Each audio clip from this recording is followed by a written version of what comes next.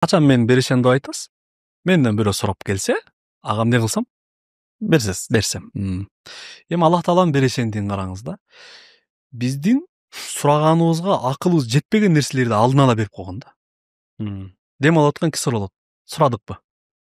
Берилген. Туурабы? Уктаганга түн, иштегенге күндүз. Дене мүчөбүз жер бетинде бүтүн жаратылган жандыктардан эң уникалдуу экен. Ошондуктан бул дене мүчө менен адамдар шедеврлерди кылып атат. Асман тиреген үйлөрдү, аны муну. Bunun баарын Кудай Таала бизге эмне кылган? Суратпастан берген. Аллах Тааланын жоомарттуулугу суратпастан биздин муктаждыгыбызды алдын ала алып бергендиги да.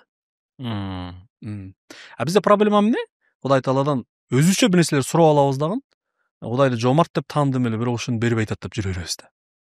Ага чейин бергенин испсогун чыгарсаң, кийин бир нерсени сурагандан уялып деле каласың өзү.